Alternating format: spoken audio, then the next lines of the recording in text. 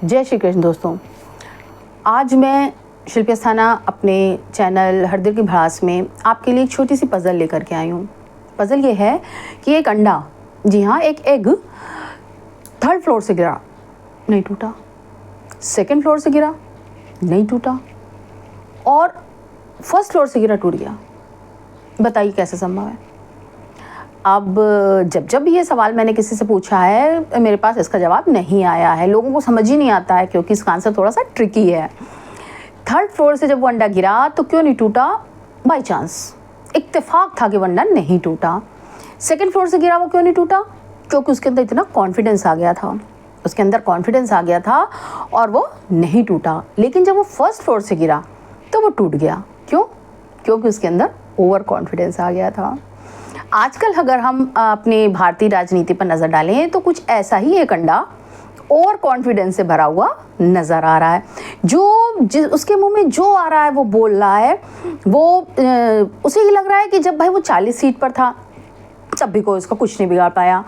उसके बाद जब वो 53 सीट पर आया तब भी कोई उसका कुछ नहीं बिगाड़ पाया। तो भैया अब की तो उसके पास 99 सीट्स हैं, कोई उसका क्या बिगाड़ लेगा। लेकिन शायद उस अंडे को यह नहीं पता है कि प्रकृति ने अंडे की नियति ही टूटने के लिए बनाई है। उसका प्रारब्ध ही उसका टूटना है, उसकी किस्मत में फूटना ही लिखा है। भाई चाहे उस अंडे को ऑमलेट बने, चाहे उसकी एग करी बने, चाहे उसका हाफ फ्राई बने, चाहे उसमें से चूजा निकले और चाहे वो यूं ही ज़मीन पर गिर के टूट के बर्बाद हो जाए, मगर अंडे को टूटना ही है। कभी भी एक साबुत अंडा नहीं रह सकता। तो इतनी ज़्यादा ओवर कॉन्फिडेंट होकर के अगर कोई आए बाएं शाएं जो मुंह में आएगा बकता रहेगा तो उसको क्या लग रहा है कि वो टूटने से बच जाएगा ना, बल्कि उसके टूटने का काउंटडाउन शुरू हो जाएगा। और मैं यही, भाई हमारे देश के मुखिया तो मोदी जी हैं, मोदी जी से मैं यही कहना चाहूँगी कि भाई आप कब तक इस अंडे के ऊपर इतना ज़्यादा अपना हाथ रखे रहेंगे, अपना एहसान करते रहेंगे। भाई क्यों नहीं इसको इसके कर्मों की सज़ा दी जा रही है, या फिर जो इसका नियति है उससे क्यों नहीं इसको मिलवाया जा रहा है। सिंपल सी बात है। कल किसी एक भैया ने वो दिया, क्या बोलते हैं, स्टेटमेंट आया उनका कि उन्होंने आडवाणी जी द्वारा शुरू किया गया आंदोलन पे विजय प्राप्त कर ली है। धन्य हो। जाने तुम्हारे पास बुद्धि नहीं है, जाने तुमको ये लगता है कि गलत नैरेटिव सिद्ध करके ही तुम राजनीति में बहुत ऊंचे मुकाम पर पहुंच जाओगे। भाई देखिए, अगर एक बच्चा नकल करता है तो नकल करके अगर मान लीजिए वो फेल होता था, 2 नंबर 4 नंबर 6 नंबर लाता था, नकल करके 10 नंबर ले आया, फिर उसका हौसला और थोड़ा सा बढ़ा, नकल करके फिर वो 20 नंबर ले आया, फिर उसका थोड़ा सा हौसला और बढ़ा, नकल करके वो 30 नंबर ले आया।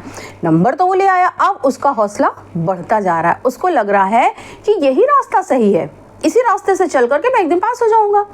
लेकिन जो टीचर बैठा है उस टीचर को देखना चाहिए कि भाई कौन बच्चा सही और कौन बच्चा गलत कर रहा है। जो बच्चा गलत करे दे संटी उड़ा दो उसको। हिम्मत कैसे पड़ जाती है भैया ये गलत सलत चीज़ें करने की, नकल करने की, परपंच करने की, झूठी बातें गढ़ने की। इतनी ज़्यादा झूठे नैरेटिव राहुल गांधी ने फैलाने सीख लिए हैं कि अब उस बंदे को लगता है मेरा मुंह तो क्या कहते हैं ना, मेरे मुंह से निकली चीज़ ब्रह्म वाक्य हो जाती है। मैं जो कहूँगा लोग मान लेंगे। दुनिया इतनी पागल है, इतनी अंधी है कि वो मेरी कही हर बात पर विश्वास कर लेगा। और ये मैं मानती हूँ कुछ हमारे समाज के कुछ ऐसे बेवकूफ़, निहायत बेवकूफ़ लोग हैं जो इसकी कही बातों पर यकीन करते। अरे भैया, बंदा कह रहा है उसे चेक करो। आजकल हर आदमी अपने हाथ में स्मार्टफोन लिए घूम रहा है। फैक्ट चेक करो ना जा करके कि वो सही बोल रहा है कि झूठ बोल रहा है। सही बोल रहा है तो करो, वाह वाह, मैंने नहीं मना किया। लेकिन अगर झूठ बोल रहा है तो उसी को लगाओ ना खींच के 2 हाथ कि तेरी हिम्मत कैसे पड़ जाती है हर बात में झूठ बोलने की। और अगर उस ओवर कॉन्फिडेंट अंडे को ये लग रहा है कि झूठ बोल बोल कर वो एक दिन भारत की सत्ता पर काबिज हो जाएगा, तो ये उसकी सरासर बेवकूफ़ी है।